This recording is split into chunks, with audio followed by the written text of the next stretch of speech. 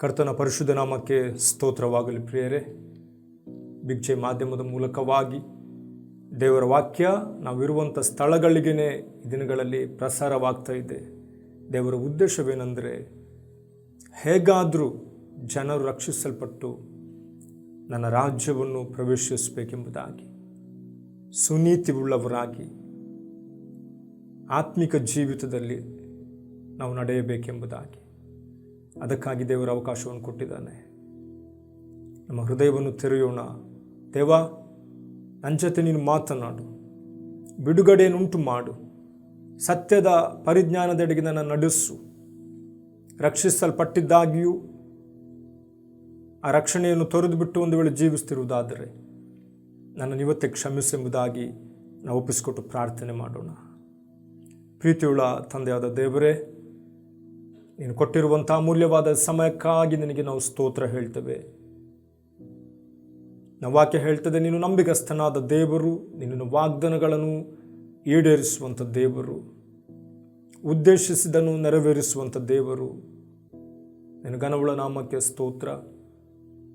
ಈ big J ಮಾಧ್ಯಮಕ್ಕಾಗಿ ನಿನಗೆ ನಾವು ಕೃತಜ್ಞತೆ ಸಲ್ಲಿಸ್ತೇವೆ. ಕರ್ನಾಟಕ ರಾಜ್ಯದ ಅನೇಕ ಭಾಗಗಳಿಗೂ, ಮಹಾರಾಷ್ಟ್ರ ಅನೇಕ ಸ್ಥಳಗಳಿಗೆ ನಿನ್ನ ವಾಕ್ಯವನ್ನು ತಲುಪಿಸುವುದಕ್ಕಾಗಿ, ಶುಭ ವರ್ತಮಾನವು ಜನರಿಗೆ ಅರ್ಪಿತವಾಗುವುದಕ್ಕಾಗಿ, ಜನರು ನಿನ್ನ ಬಳಿಗೆ ಬರುವುದಕ್ಕಾಗಿ, ತಿರುಗಿಕೊಳ್ಳುವುದಕ್ಕಾಗಿ ನಿನ್ನ ನೇಮಕ ಮಾಡಿದಂಥ ಈ ಒಂದು ಬಿಗ್ ಜೆ ಮಾಧ್ಯಮಕ್ಕಾಗಿ ನಿನಗೆ ಸ್ತೋತ್ರ.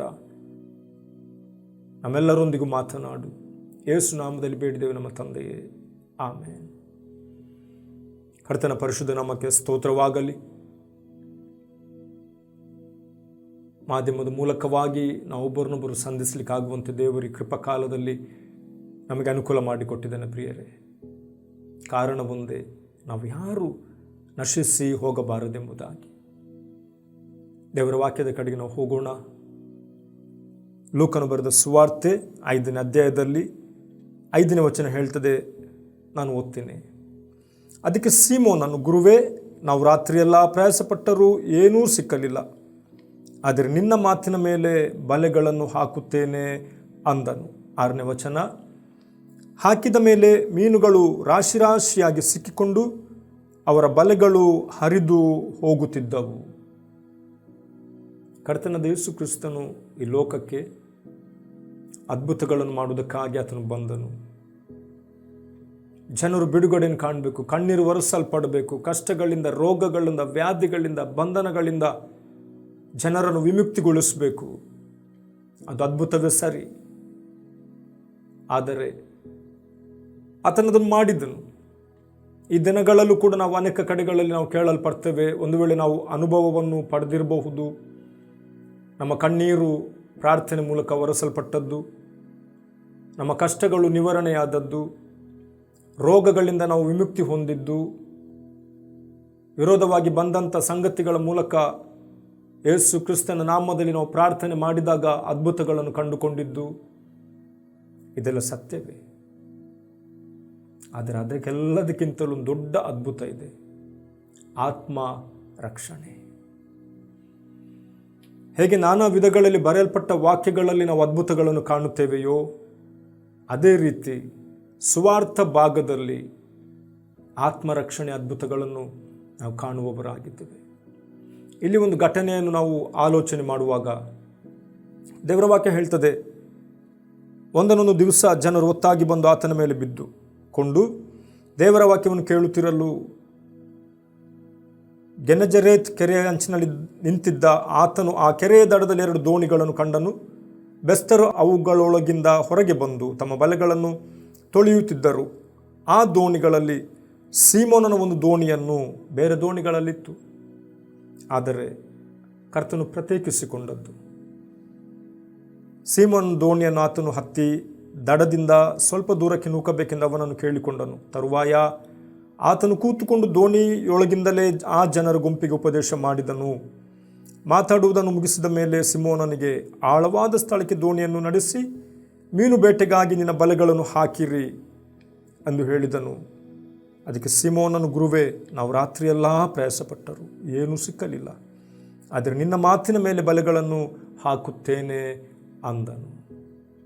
ಅವನ ಪ್ರಯಾಸ, ಅವನ ವಿದ್ಯೆ, ಅವನ ಅನುಭವ, ಅವನಿಗಿದ್ದಂಥ ಆ ಅಭ್ಯಾಸ ಅಥವಾ ಅವನಿಗೆ ಆ ಮೀನು ಹಿಡಿಯುವುದರಲ್ಲಿದ್ದಂಥ ಅವನ ತಿಳುವಳಿಕೆ, ಅವನ ಜ್ಞಾನ, ಇದನ್ನೆಲ್ಲ ಉಪಯೋಗಿಸ್ಕೊಂಡಿದ್ದಾನೆ ಅವನು.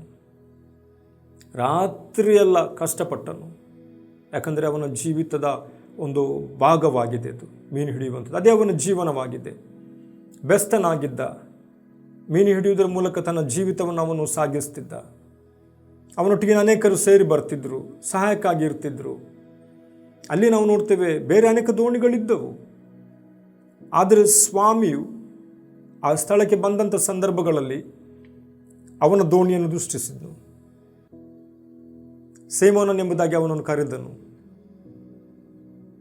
ಅವನ ದೋಣಿಯನ್ನು ದೃಷ್ಟಿಸಿ ಅವನನ್ನು ಪ್ರತ್ಯೇಕಿಸಿ ಅದರಲ್ಲಿ ಉಪದೇಶವನ್ನು ಮಾಡಿದನೆಂಬುದಾಗಿ ದೇವರ ವಾಕ್ಯ ಹೇಳ್ತದೆ. ಒಬ್ಬ ಬೆಸ್ತನಾಗಿದ್ದನು. ಸ್ವಾಮಿಯ ಪರಿಚಯವನ್ನು ಅವನಿಗೆ ಎಷ್ಟರ ಮಟ್ಟಿಗಿತ್ತು ಗೊತ್ತಿಲ್ಲ.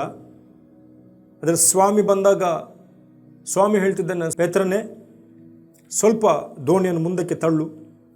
ಅವರಲ್ಲಿ ಬಲೆಗಳನ್ನು ಸರಿ ಮಾಡ್ತಿದ್ರು. ಯಾಕಂತೇಳಿ ರಾತ್ರಿಯೆಲ್ಲ ಪ್ರಯಾಸಪಟ್ಟರು, ರಾತ್ರಿಯೆಲ್ಲ ಕಷ್ಟಪಟ್ಟರು. ಮೀನು ಹಿಡಿಯುವವರಿಗೆ ಗೊತ್ತಿದೆ ಯಾವ ಸ್ಥಳದಲ್ಲಿ ಹೇಗೆ ಹೋಗಬೇಕು, ಎಲ್ಲಿ ಹೋಗಬಾರ್ದು, ಯಾವ ಸೀಸನ್ನಲ್ಲಿ ಯಾವ ಸ್ಥಳದಲ್ಲಿ ಎಂಥ ಮೀನು ಸಿಗ್ತದೆ, ಅದೆಲ್ಲ ಅವರು ತಿಳ್ಕೊಂಡವರು. ಅದರ ತಿಳುವಳಿಕೆ ಅವರಿಗಿದೆ. ಆದರೆ ಯಾವ ತಿಳುವಳಿಕೆಯೂ ಇಲ್ಲಿ ಕೆಲಸ ಮಾಡಲಿಲ್ಲ. ಕಷ್ಟದ ಒಂದು ಸಂದಿಗ್ಧ ಪರಿಸ್ಥಿತಿಯಲ್ಲಿ ಒಂದು ವೇಳೆ ಮನಸ್ಸೋತು ಹೋಗಿದ್ದಿರಬಹುದು, ಗೊತ್ತಿಲ್ಲ. ಅಯ್ಯೋ ಏನು ಮಾಡಲಪ್ಪ, ನಾಳೆ ನೋಡುವ, ನಾಳೆ ಸಿಗಬಹುದು, ಇವತ್ತಂತೂ ಪ್ರಯಾಸ, ಇವತ್ತಂತೂ ಕಷ್ಟ, ರಾತ್ರಿಯೆಲ್ಲ ಒದ್ದಾಡಿದೆವು, ನಿದ್ರೆನೂ ಇಲ್ಲ, ಸೋತು ಹೋದೆವು, ಬೇಸರ, ಒಂದು ರೀತಿಯ ಚಿಂತೆ. ಆದರೆ ಅದೇ ಸಂದರ್ಭದಲ್ಲಿ ಅದೇ ಬೆಳಿಗ್ಗೆ ಯೇಸು ಕ್ರಿಸ್ತನವನ್ನು ಸಂಧಿಸುವಂಥ ಒಂದು ಪರಿಸ್ಥಿತಿ ಅವನಿಗೆ ಬಂತು. ಸ್ವಾಮಿ ಹೇಳ್ತಿದ್ದಾನೆ, ಸ್ವಲ್ಪ ನಿನ್ನ ದೋಣಿಯನ್ನು ಮುಂದಕ್ಕೆ ತಳ್ಳು ಸೀಮೋನನೇ. ಅವನು ಬೇರೆ ಏನು ಮಾತಾಡಲಿಲ್ಲ. ಅವನು ಸ್ವಲ್ಪ ಮುಂದಕ್ಕೆ ತಳ್ಳಿದಾಗ ಯೇಸು ಸ್ವಾಮಿ ಆ ದೋಣಿಯನ್ನು ಉಪಯೋಗಿಸಿಕೊಂಡು ಸೇರಿ ಬಂದಂಥ ಜನರಿಗೆ ಪರಲೋಕ ರಾಜ್ಯದ ಕುರಿತಾದ ಸುವಾರ್ತೆಯನ್ನು ಅಥವಾ ಆ ಜನರಿಗೆ ನೀವು ಹೇಗಿರಬೇಕು, ನಾನು ಯಾಕೆ ಬಂದಿರುವುದು, ಬಿಡುಗಡೆ ಅಂದರೆ ಏನು, ಪರಲೋಕ ರಾಜ್ಯದ ಆತನು ಮಾತನಾಡುತ್ತಿದ್ದದ್ದು ಎಲ್ಲ ಸಂಗತಿಗಳು ಕೂಡ ಪರಲೋಕ ರಾಜ್ಯದ ಕುರಿತಾಗಿಯೇ ಕರ್ತನ ಯೇಸು ಕ್ರಿಸ್ತನು ಮಾತನಾಡುತ್ತಿದ್ದನು.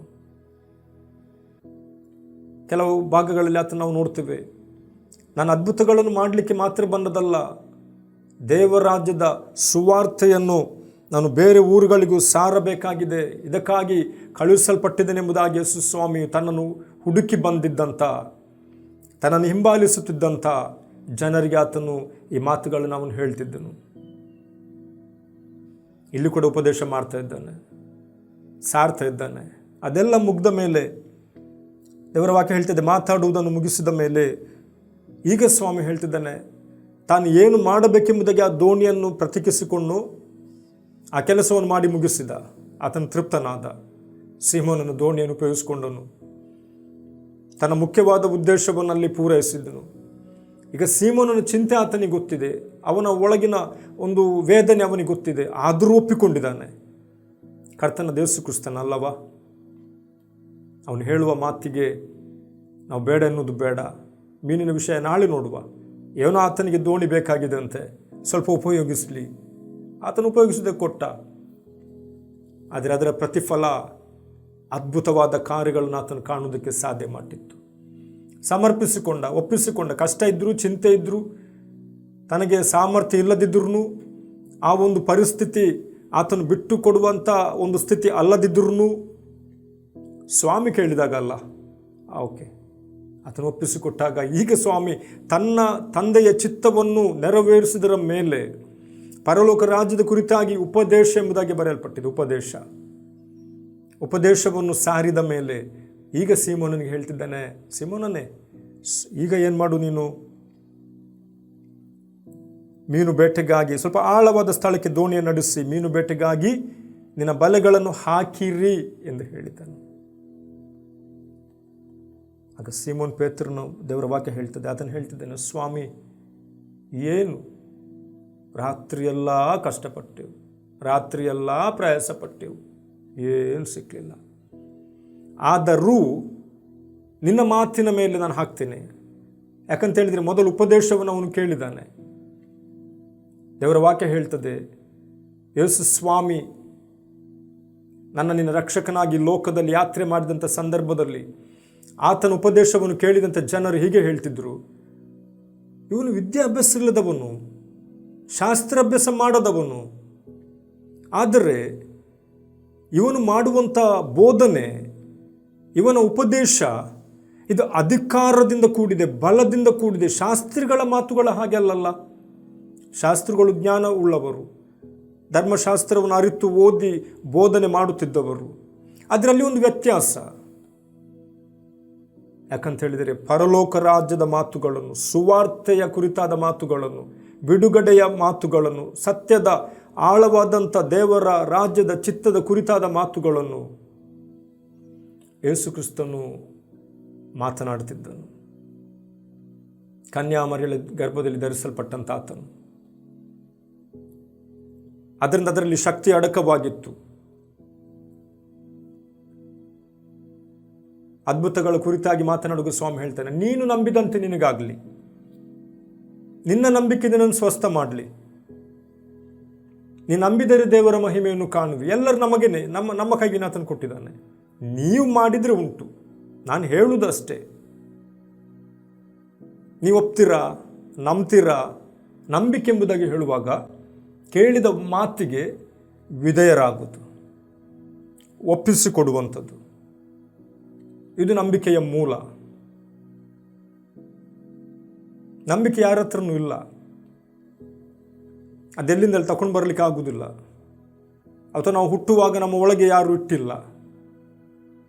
ದೇವರ ವಾಕ್ಯವನ್ನು ಓದಿ ಅಥವಾ ಒಂದು ವೇಳೆ ಅದನ್ನು ಕೇಳುವಾಗ ಇದು ನನಗಾಗಿ, ಇದು ನನ್ನ ಜೀವಿತದ ಬದಲಾವಣೆಗಾಗಿ, ಇದು ಸತ್ಯವೇದದ ಮಾತು, ನಾವು ದೇವರೇ ಎಂಬುದಾಗಿ ಕರೆಯುವಂಥ ಆತ ನನಗಾಗಿ ನಿನಗಾಗಿ ಕೊಡಲ್ಪಟ್ಟಂಥ ಮಾತು, ಬೋಧನೆ, ಉಪದೇಶ ಎಂಬುದಾಗಿ ನಾವು ಮನನ ಮಾಡಿಕೊಂಡು ನಾನು ವಿಧೇಯನಾಗ್ತೇನೆ, ಒಪ್ಪಿಕೊಳ್ಳುತ್ತೇನೆ, ಶರಣಾಗ್ತೇನೆ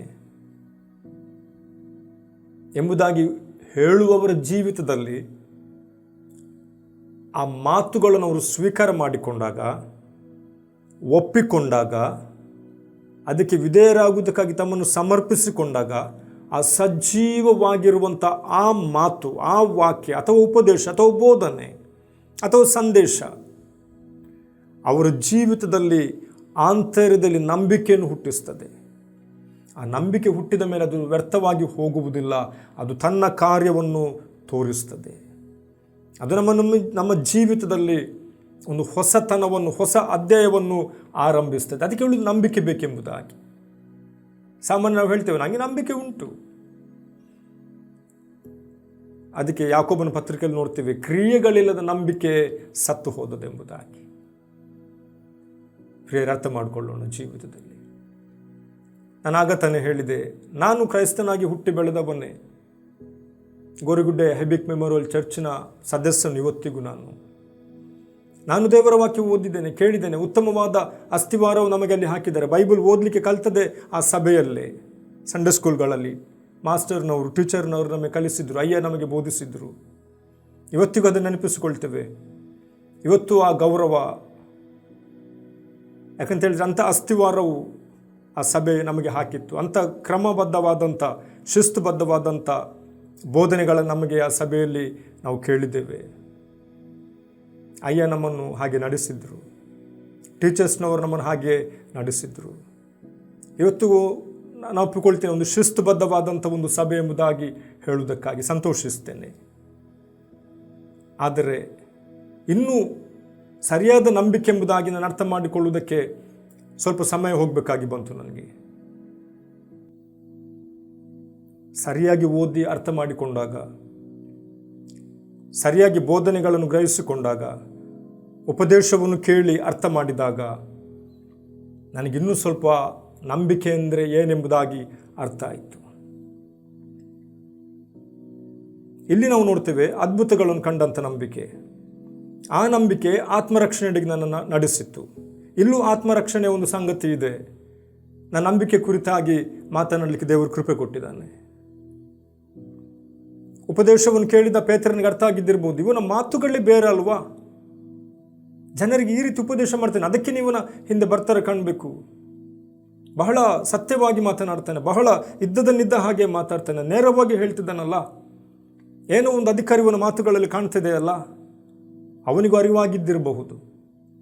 ಅದಕ್ಕೆ ಪೇತ್ರನೇ ಸ್ವಲ್ಪ ಮುಂದಕ್ಕೆ ಹೋಗು, ಆಳಕ್ಕೆ ನಡೆಸು, ಬಲೆಗಳನ್ನು ಹಾಕುವಾಗ ಅವನು ಹೇಳ್ತಿದ್ದಾನೆ, ಆಯ್ತಾಯ್ತು, ನಾನು ಸ್ವಲ್ಪ ಪ್ರಯಾಸಪಟ್ಟೆ, ನನ್ನ ತಲಾಂತೆಲ್ಲ ಉಪಯೋಗಿಸಿದೆ, ಆದರೆ ಏನು ಪ್ರಯೋಜನ ಆಗಲಿಲ್ಲ. ಆದರೆ ನಿನ್ನ ಮಾತಿನ ಮೇಲೆಗೆ ನಾನು ಬಲೆಗಳನ್ನು ಹಾಕ್ತೀನಿ ಸ್ವಾಮಿ.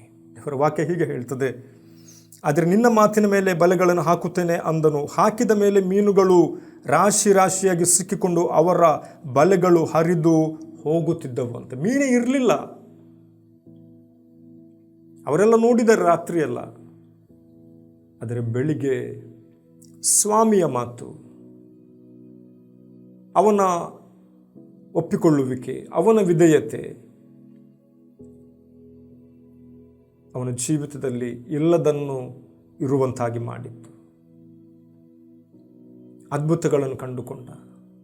ಅವನು ಪ್ರಾಕೃತಿಕವಾಗಿ ಅಥವಾ ತನ್ನ ಬಲದಿಂದ ಹಿಡಿದಂಥ ಮೀನುಗಳಿಗಿಂತಲೂ, ಒಂದು ವೇಳೆ ಅವನು ರಾತ್ರಿಯೆಲ್ಲ ಪ್ರಯಾಸಪಟ್ಟು ಏನನ್ನೆದುರು ನೋಡಿದ್ದನೋ ಅದಕ್ಕಿಂತಲೂ ದೇವರ ವಾಕ್ಯ ಹೇಳ್ತದೆ, ಬಲೆಗಳು ಹರಿದು ರಾಶಿ ರಾಶಿಯಾಗಿ ಮೀನುಗಳು ಸಿಕ್ಕಿ ಬಲೆಗಳು ಹರಿದು ಹೋಗುತ್ತಿದ್ದವು. ಆಗ ಅವರು, ದೇವರ ವಾಕ್ಯ ಹೇಳ್ತದೆ, ಅವರು ಮತ್ತೊಂದು ದೋಣಿಯಲ್ಲಿದ್ದ ತಮ್ಮ ಪಾಲುಗಾರರಿಗೆ ನೀವು ಬಂದು ನಮಗೆ ನೆರವಾಗಬೇಕೆಂದು ಸನ್ನೆ ಮಾಡಿದರು. ಈಗ ಪೇತ್ರನು ಹೇಳ್ತಿದ್ದಾನೆ, ಸ್ವಾಮಿ. ಈಗ ಪೇತ್ರನಿಗೊಂದು ಅರಿವಾಗ್ತಾ ಉಂಟು. ಸ್ವಾಮಿಯ ಮಾತುಗಳಲ್ಲಿರುವ ಶಕ್ತಿಯನ್ನು ಅವನು ಅರಿತುಕೊಂಡನು. ಆ ಶಕ್ತಿ ಅವನನ್ನು ಸಂಧಿಸಿತ್ತು. ಅವನಲ್ಲಿ ಒಂದು ಹೊಸತನವನ್ನುಂಟು ಮಾಡ್ತಾ ಉಂಟು. ಮೇಲೆ ನೋಡ್ತೇವೆ ಮೀನುಗಳು ಸಿಕ್ಕಿದಂಥ ಒಂದು ಅದ್ಭುತ. ಕೆಳಗಿನ ವಚನ ಹೇಳ್ತದೆ, ಸ್ವಾಮಿ. ಅಷ್ಟವರೆಗೆ ಅವನಿಗೆ ಗೊತ್ತಿರಲಿಲ್ಲ. ಅವನ ಕುರಿತಾಗಿ ಅವನಿಗೆ ತಿಳ್ಕೊಳ್ಳೋದಕ್ಕೆ ಸ್ವಲ್ಪ ಸಮಯ ಹೋಯಿತು. ಆಗ ನಾನು ಹೇಳಿದಾಗೇನೆ ಈಗ ಹೇಳ್ತಿದ್ದೇನೆ, ಸ್ವಾಮಿ, ನಾನು ಪಾಪಾತ್ಮನು.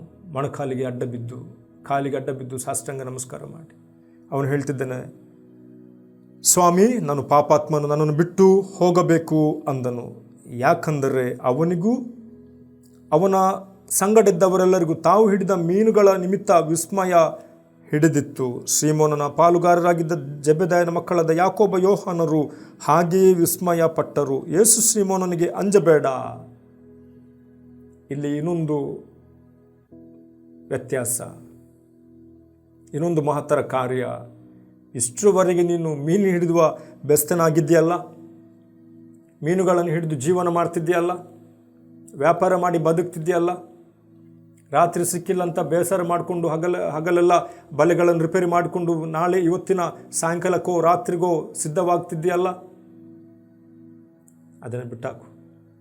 ಇನ್ನು ನೀನು ಮನುಷ್ಯರನ್ನು ಹಿಡಿಯುವ ಬೆಸ್ತರನ್ನಾಗಿ ನಾನು ನಿನ್ನನ್ನು ಮಾಡ್ತೇನೆ ಎಂಬುದಾಗಿ ದೇವರ ವಾಕ್ಯ ಹೇಳ್ತದೆ. ಅವರು ತಮ್ಮ ದೋಣಿಗಳನ್ನು ದಡಕ್ಕೆ ತಂದು ಎಲ್ಲವನ್ನು ಬಿಟ್ಟು ಸ್ವಾಮಿಯನ್ನು, ಯೇಸುವನ್ನು ಹಿಂಬಾಲಿಸಿದರು ಎಂಬುದಾಗಿ. ಸುವಾರ್ತೆ ಭಾಗಗಳಲ್ಲಿ ನೋಡುವಾಗ ಸ್ವಾಮಿ ಹೆಚ್ಚಾಗಿ ಕೆಲವು ಸ್ಥಳಗಳಿಗೆ ಅದ್ಭುತಗಳನ್ನು ಆತನು ಮಾಡುವುದಕ್ಕಾಗಿ ಆಗಲಿ, ರೂಪಾಂತರ ಬೆಟ್ಟದ ಮೇಲೆ ಹೋದಾಗಲಿ, ಆತನು ಗೆಸೆಮನೆ ತೋಟಕ್ಕೆ ಪ್ರಾರ್ಥನೆ ಮಾಡಲಿಕ್ಕೆ ಹೋದಾಗಲಿ, ಆತನು ಕರ್ಕೊಂಡು ಹೋಗಿದ್ದು 3 12 ಮಂದಿ ಶಿಷ್ಯರಿದ್ದರು. ಆದರೆ ಆತನಿಗೆ ಬೇಕಾದಿದ್ದು ಪೇತ್ರ, ಯೋಹಾನ, ಯಾಕೋಬ. ಆ ಉಪದೇಶವನ್ನು ತಮ್ಮ ಜೀವಿತದಲ್ಲಿ ಅರ್ಥೈಸಿ ಸ್ವಾಮಿಯನ್ನು ಹಿಂಬಾಲಿಸುತ್ತಿದ್ದಂಥ ಆ ಮನಸ್ಥಿತಿ ಅವರಿಗಿದ್ದರಿಂದ ಸ್ವಾಮಿ ಎಲ್ಲ ಶಿಷ್ಯರಿಗಿಂತಲೂ ಹೆಚ್ಚಾಗಿ ಅವರಿಗೆ ಪ್ರಾಧಾನ್ಯತೆ ಕೊಡ್ತಿದ್ದ. ಅನೇಕ ಕಡೆಗಳಲ್ಲಿ ಬರ್ತಿದೆ, ಪೇತ್ರ, ಯೋಹಾನ, ಯಾಕೋಬನನ್ನು ಕರ್ಕೊಂಡು ಹೋದ ಎಂಬುದಾಗಿ. ಅದರಲ್ಲೂ ಪೇತ್ರನು ಇನ್ನೂ ಸ್ವಲ್ಪ ಮಿಗಿಲು, ಅವನ ವಿಷಯದಲ್ಲಿ ಅನೇಕ ವಿಚಾರಗಳಿದೆ ವಾಕ್ಯದಲ್ಲಿ. ಅಂತ ಪೇತ್ರನು ಆಗ ಹೇಳ್ತಿದ್ದಾನೆ, ಸ್ವಾಮಿ, ನಾನು ಪಾಪಾತ್ಮನು, ನನ್ನನ್ನು ಬಿಟ್ಟು ನೀನು ಹೋಗು ಸ್ವಾಮಿ. ಇದು ಅರಿವು. ನಾವು ಪಾಪಾತ್ಮರೆಂಬಂಥ ಅರಿವು ನಮಗೆ ಉಂಟಾಗಬೇಕು. ನಮ್ಮ ಸ್ಥಾನ ಯಾವುದೇ ಇರಲಿ, ಕಷ್ಟಗಳು ಇರ್ಬೋದು, ಐಶ್ವರ್ಯವೂ ಇರ್ಬೋದು, ಬಡತನವೂ ಇರ್ಬೋದು, ಬೇರೆ ಯಾವ ಸಮಸ್ಯೆಗಳೂ ನಮಗಿರ್ಬೋದು. ಕರ್ತನಾದ ಯೇಸು ಕ್ರಿಸ್ತನಿಗೆ ನಮ್ಮ ಜೀವಿತದಲ್ಲಿ ನಾವು ಅವಕಾಶ ಕೊಟ್ಟಾಗ ನಮ್ಮ ಇಕ್ಕಟ್ಟು, ನಮ್ಮ ಐಶ್ವರ್ಯವೋ, ನಮ್ಮ ಸ್ಥಾನವೋ, ನಮ್ಮ ಮಾನವೋ, ಈಗ ಮೊದಲು ಕಷ್ಟದ ಸಂದಿಗ್ಧ ಪರಿಸ್ಥಿತಿ, ಎರಡನೇ ಹಂತದಲ್ಲಿ ನೋಡ್ತೇವೆ ಮೀನುಗಳನ್ನು ಹಿಡಿದಂಥ ಸ್ಥಿತಿ, ಅದು ರಾಶಿಗೆ ತುಂಬಿಕೊಂಡಿತ್ತು, ವ್ಯಾಪಾರ ಮಾಡಿ ಬದುಕಬಹುದಿತ್ತು. ಅಲ್ಲೂ ಸ್ವಾಮಿಯ ಮಾತಿಗೆ ವಿಧೇಯನಾದ. ಅವನು ಹೇಳ್ತಿದ್ದಾನೆ, ಆಯಿತು ಸ್ವಾಮಿ, ತಕೊಂಡು ಉಪದೇಶ ಮಾಡು. ಸಿಕ್ಕಿದ ಮೇಲೆ ಹೇಳ್ತಿದ್ದಾನೆ, ನಾನು ಪಾಪಾತ್ಮ. ಈಗ ಸ್ವಾಮಿ ಹೇಳ್ತಿದ್ದಾನೆ, ಅದೆಲ್ಲ ಇರಲಿ, ನೀನು ಅದನ್ನೆಲ್ಲ ಬಿಟ್ಟು ನನ್ನನ್ನು ಹಿಂಬಾಲಿಸು. ಅವನಿಗೊಂದು ಅರಿವು ಉಂಟಾಯಿತು. ಈತನ ಉಪದೇಶದಲ್ಲಿ ಅಡಕವಾಗಿರುವಂಥ ಸಂಗತಿಗಳು ನನ್ನ ಜೀವಿತದಲ್ಲಿ ಇಲ್ಲದನ್ನುಂಟು ಮಾಡಿತಲ್ಲ, ಕಂಡು ಕೇಳರಿದ ಅದ್ಭುತಗಳನ್ನು ನಾನು ಅನುಭವಿಸಿದ್ನಲ್ಲ, ಈತನೇ ಹರಿಯಿರಬಹುದು. ಹಾಗಾದರೆ ಈತನನ್ನು ಹಿಂಬಾಲಿಸುವುದರಿಂದ ಅವರಿಗೆ ಸಾರಲ್ಪಟ್ಟ ಉಪದೇಶದಲ್ಲಿ ನಾನು ಪಾಲುಗಾರನಾಗಬಹುದಲ್ಲ. 51ನೇ ಕೀರ್ತನೆಯಲ್ಲಿ ದಾವೀದನು ಹೇಳ್ತಿದ್ದಾನೆ, ಪ್ರೀತಿ ಸ್ವರೂಪನಾದ ದೇವರೇ, ನನ್ನನ್ನು ಕರುಣಿಸು, ಕರುಣನಿಧಿಯೇ, ನನ್ನ ದ್ರೋಹವನ್ನೆಲ್ಲ ಅಳಿಸಿಬಿಡು, ನನ್ನ ಪಾಪವನ್ನು ಸಂಪೂರ್ಣವಾಗಿ ತೊಳೆದು ಬಿಡು, ನನ್ನ ದೋಷವನ್ನು ಪರಿಹರಿಸಿ ನನ್ನನ್ನು ಶುದ್ಧಿಗೊಳಿಸು. ನಾನು ದ್ರೋಹಿ ಎಂದು ನಾನೇ ಒಪ್ಪಿಕೊಂಡಿದ್ದೇನೆ. ನನ್ನ ಪಾಪವು ಯಾವಾಗಲೂ ನಿನ್ನ ಮುಂದೆ ಇದೆ. ನಿನಗೆ ತಪ್ಪು ಮಾಡಿದ್ದೇನೆ, ನಿನ್ನ ದೃಷ್ಟಿ ಕೆಟ್ಟದಾಗಿರುವುಗಳನ್ನೇ ಮಾಡಿದ್ದೇನೆ ಎಂಬುದಾಗಿ ಅವನು ತನ್ನ ಪಾಪದ ಕುರಿತಾದ ಸಂಗತಿಗಳನ್ನು ಅರಿಕೆ ಮಾಡ್ತಾ ಪಶ್ಚಾತ್ತಾಪ, ಮಾನಸಾಂತರ ಹೊಂದುತ್ತಿದ್ದಾನೆ. ಅರ್ಥ ಮಾಡಿಕೊಳ್ಳೋಣ, ಸ್ವಾಮಿ ಬರೇ ಅದ್ಭುತಗಳನ್ನು ಮಾಡುವುದಕ್ಕಾಗಿ ಬಂದಾತನಲ್ಲ, ನಮ್ಮ ಮನಸ್ಸಿನ ಇಷ್ಟಾರ್ಥಗಳನ್ನು ಮಾತ್ರ ಈಡೇರಿಸುವುದಕ್ಕಾಗಿ ಆತನು ರಕ್ಷಕನಾಗಿ ಬಂದಾತನಲ್ಲ. ನಾವು ಬೇಡಿದನ್ನೆಲ್ಲ ಕೊಡ್ತಾ ನಮ್ಮ ಆಸೆಗಳನ್ನು ಈಡೇರಿಸುವುದಕ್ಕಾಗಿ ಆತನು ಬಂದಾತನಲ್ಲ. ಆಗ ಹೇಳಿದ ಹಾಗೆ ನಂಬಿಕೆ 2 ವಿಧಗಳಲ್ಲಿ ಅದನ್ನು ಗುರುತಿಸಬಹುದು. ಪೌಲನೊಂದು ಹೀಗೆ ಮಾತು ಹೇಳ್ತಿದ್ದಾನೆ, 1ನೇ ತಿಮೋಥೆ 1ನೇ ಅಧ್ಯಾಯದ 13ನೇ ವಚನದಲ್ಲಿ, ಆತನ ಈ ಸುವಾರ್ತೆಯ ಸೇವೆ ನನಗೆ ಕೊಡಲ್ಪಟ್ಟಿತ್ತು, ನನಗೆ ಬಲವನ್ನು ದಯಪಾಲಿಸಿದವನು ನಮ್ಮ ಕರ್ತನಾದ ಯೇಸು ಕ್ರಿಸ್ತನೇ. ಮೊದಲು ದೂಷಕನು, ಹಿಂಸಕನು, ಬಲಾತ್ಕಾರಿಯೂ ಆಗಿದ್ದ ನನ್ನನ್ನು ಆತನ ನಂಬಿಗಸ್ತಿನೆಂದು ಎಣಿಸಿ ತನ್ನ ಸೇವೆಗೆ ನೇಮಿಸಿಕೊಂಡದಕ್ಕಾಗಿ ನಾನು ಆತನಿಗೆ ಸ್ತೋತ್ರ ಸಲ್ಲಿಸುತ್ತೇನೆ. ನಾನು ಅವಿಶ್ವಾಸಿಯಾಗಿ ತಿಳಿಯದೆ ಹಾಗೆ ಮಾಡಿದ್ದರಿಂದ ನನ್ನ ಮೇಲೆ ಕರುಣೆ ಉಂಟಾಯಿತು. ಅವಿಶ್ವಾಸ, ನಂಬಿಕೊಂಡಾಗ, ಒಪ್ಪಿಕೊಂಡಾಗ, ವಿಧೇಯರಾದಾಗ ನಮ್ಮನ್ನು ವಿಶ್ವಾಸದೆಡೆಗೆ ನಡೆಸ್ತದೆ. ಆಗ ನಾವು ವಿಶ್ವಾಸಿಗಳಾಗ್ತೇವೆ. ವಾಕ್ಯವನ್ನು ಅರಿತವರಾಗಿ ವಾಕ್ಯದಲ್ಲಿದ್ದು ಜೀವಿಸ್ತೇವೆ. ಅದಕ್ಕಾಗಿ ಕೃಪೆಯ ಸಮಯದಲ್ಲಿ ಲೋಕದಲ್ಲಿ ಅನೇಕ ಗಂಡಾಂತರ, ಆಪತ್ತು, ನಮ್ಮ ಸುತ್ತಮುತ್ತ ಅವಘಡಗಳು, ರೋಗ, ವ್ಯಾಧಿ, ಪೀಡೆ, ಬಾಧೆಗಳು ಸಂಭವಿಸುತ್ತಿರುವಾಗಲೂ ನಿಮ್ಮನ್ನು ಆತನು ತಪ್ಪಿಸಿ ಕಾಪಾಡಿದ್ದಾನೆ, ಬಿಡುಗಡೆಯನ್ನು ಕೊಟ್ಟಿದ್ದಾನೆ, ಇಕ್ಕಟ್ಟಿನಲ್ಲಿ ಸಹಾಯ ಮಾಡಿದ್ದಾನೆ, ಕಣ್ಣೀರನ್ನು ಒರೆಸಿದ್ದಾನೆ. ಒಂದು ವೇಳೆ ಇವತ್ತು ಕೂಡ ಅನೇಕ ಪ್ರಶ್ನೆ, ಇಕ್ಕಟ್ಟುಗಳ ಮಧ್ಯದಲ್ಲಿ ಹಾದು ಹೋಗುವವರು ನೀವಿದ್ದಿರಬಹುದು, ಗೊತ್ತಿಲ್ಲ.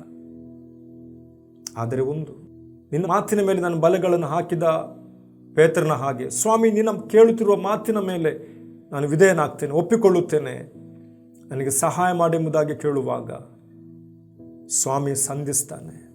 ಆತನ ಉಪದೇಶಕ್ಕೆ ನಾವು ನಮ್ಮನ್ನು ಬಿಟ್ಟು ಕೊಡೋಣ, ಒಳಗಾಗೋಣ, ವಿಧೇಯರಾಗೋಣ, ವಿಶ್ವಾಸಿಗಳಾಗಿ ರಕ್ಷಣೆಯ ಹಾದಿಯಲ್ಲಿ ಆತನನ್ನು ಹಿಂಬಾಲಿಸೋಣ, ಅದ್ಭುತಗಳನ್ನು ಪಡೆದುಕೊಳ್ಳೋಣ.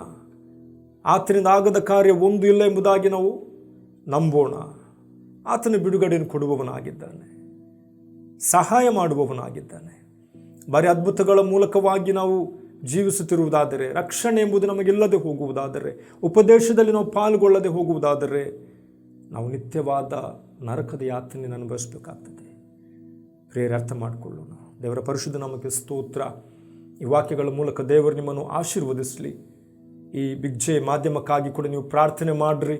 ಇದಿನ್ನೂ ಅದ್ಭುತವಾಗಿ ನಡೆಯುವಂತೆ ಅನೇಕ ಸ್ಥಳಗಳಿಗೆ, ಅನೇಕ ಊರು, ರಾಜ್ಯ, ಜಿಲ್ಲೆ, ದೇಶಗಳಿಗೆ ಇದರ ಮುಖಾಂತರ ಸುವಾರ್ತೆಗಳು ಪ್ರಸಾರಗೊಂಡು ನಶಿಸಿ ಹೋಗುವಂಥ ಆತ್ಮಗಳು ದೇವ ರಾಜ್ಯಕ್ಕಾಗಿ ತಿರುಗಿಕೊಳ್ಳುವಂತೆ ನಮ್ಮ ನಿಮ್ಮ ಜೀವಿತದಲ್ಲಿ ಕೂಡ ನಾವು ಇದರಲ್ಲಿ ಪಾಲು ತೆಗೆದುಕೊಳ್ಳೋಣ, ಪ್ರಾರ್ಥನೆ ಮಾಡೋಣ, ಸಹಕಾರ ಕೊಡೋಣ, ಸಹಾಯ ಮಾಡೋಣ.